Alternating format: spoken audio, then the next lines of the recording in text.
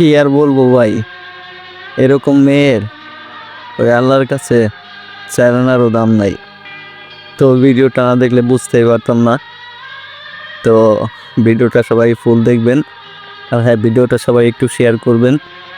এরকম আজব ঘটনা আমি কখনোই দেখি নাই। তো বাট আমি তো সবসময় এই ভিডিওগুলাই আপনাদের মাঝে তুলে ধরি। তো আপনারা এই সব ভিডিওগুলাই বেশি বেশি দেখেন, তো এর জন্য এই ভিডিওগুলাই সবসময় আপলোড করি। তো চ্যানেলে নতুন হয়ে থাকলে অবশ্যই সবাই চ্যানেলটা সাবস্ক্রাইব করে রাখবেন এবং কি অলে প্রেস করে রাখবেন, যাতে করে এরকম ভিডিও আপলোড করার সাথে সাথে আপনাদের কাছে নোটিফিকেশন পৌঁছায় যায়। তো আর বকর বকর করার দরকার নাই, তো ভিডিওটা দেখেন। তো সবাই ভিডিওটা একটু শেয়ার করবেন, বেশি বেশি কপি লিঙ্ক করবেন। তো সবাই ভিডিওটা দেখতে থাকেন।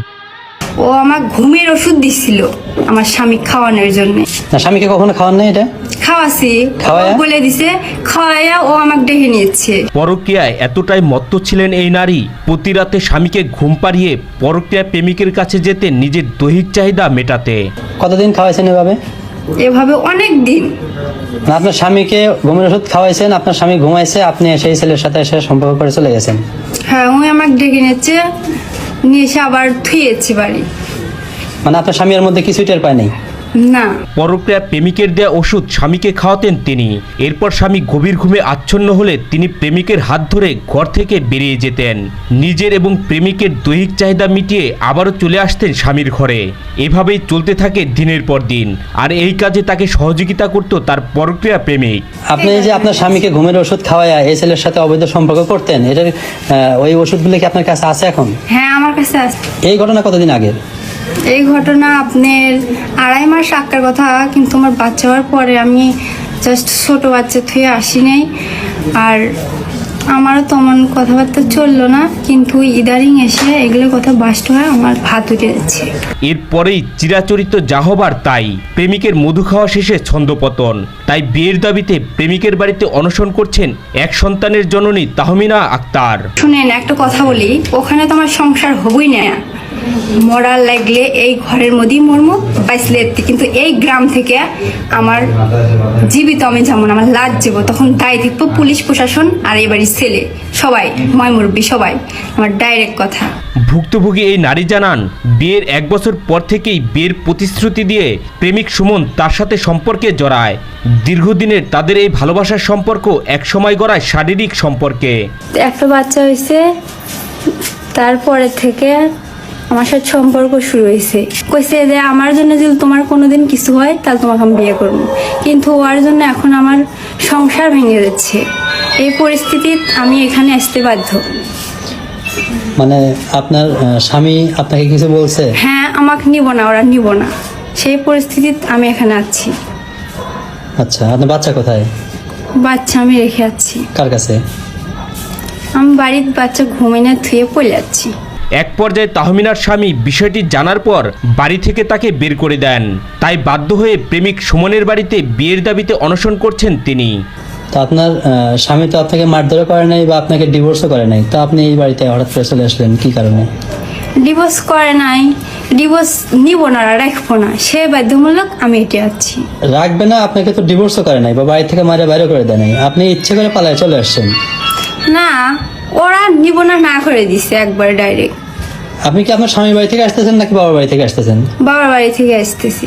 ও আচ্ছা, আপনার স্বামীর বাড়ি থেকে কতদিন আগে আসছেন? স্বামীর বাড়ি থেকে 1 মাস 8 দিন হয়ে যাচ্ছে। এর মধ্যে আপনার স্বামী আপনার খোঁজ খবর নেয় নাই? না। আপনার স্বামীর নাম কি? রাশেদ। তারা বলে গেছে যে ওই বউ নিমু না। তাহমিনা জানান, তার পরকীয়া প্রেমিক সুমন তাকে বাধ্য করেছে শারীরিক সম্পর্কে জড়াতে। স্বামীকে মেরে ফেলার ভয় দেখিয়ে তাকে জিম্মি করে নিয়মিত ভোগ করতেন পরকীয়া প্রেমিক সুমন। তো আপনি একটা স্বামীর সংসার করেন, আপনার স্বামী আছে, বাচ্চা আছে, এই অবস্থায় অন্য একটা ছেলের সাথে কি অবৈধ সম্পর্ক কন্টিনিউ করা আপনার উচিত হয়েছে? উচিত হয় না, আমাকে বাধ্য করছে। কিভাবে বাধ্য করছে? এই স্যার, কথা বলবেন না। ভয় দেখাইছে, আমাকে দেখে আমাকে নিয়েছে। কি ধরনের ভয়ভীতি দেখাইছে? কইছে কি যে তুমি যদি আমার সাথে এই কাজ না করো তে তোমার স্বামীর মৃত্যু হবে, এই কইছে। মানে আপনার স্বামীর মৃত্যু ভয় দেখাইছে? হ্যাঁ। তো এই বিষয়টা আপনার স্বামীকে বলেন নাই? আমাকে বলতে কইছে ওই যে ভয় দিয়েছে যে তুমি যদি মুখ থেকে একবার বলো তখন ওই কাজ করবো, তাই বলছে আমার। স্বামীকে মেরে ফেলবে? হ্যাঁ। বিয়ের দাবিতে অনশন করা এই নারী জানান তার আর পেছনে ফেরার কোনো পথ নেই। হয় প্রেমিক সুমন তাকে বিয়ে করবে, না হয় আত্মহননের পথ বেছে নেবেন তিনি। আপনি থানা পুলিশকে জানাইলেন না, লিগেল এইডে জানাইলেন না, আপনি কাউকে না জানায় এইভাবে একটা বিবাহিত মহিলা অন্য একটা ছেলের বাড়িতে এসে উঠলেন, এটা কি উচিত হলো? তাই আমার একটা সংসার ভেঙে যেতেছে আর আমি উঠবো না মানে? আপনি এখন তো সংসার ভাঙে নাই। ভাঙবো যে পরিস্থিতি শিখে ভাঙবো, ওরা আমাকে মেনে নিব না। এই ছেলে কি আপনাকে বিয়ে করবে? বিয়ে করবো না, পরিস্থিতি শিখে করা লাগবো। একটা মেয়ের সংসার ভেঙে দিচ্ছে, বিয়ে করবো না মানে? এখানে যদি আপনার উদ্দেশ্য হাসিল না হয় সেক্ষেত্রে আপনি কি করতে চাচ্ছেন এটা একটু আমরা জানে যাই। আমার শুনেন একটা কথা বলি, ওখানে তো আমার সংসার হবই না।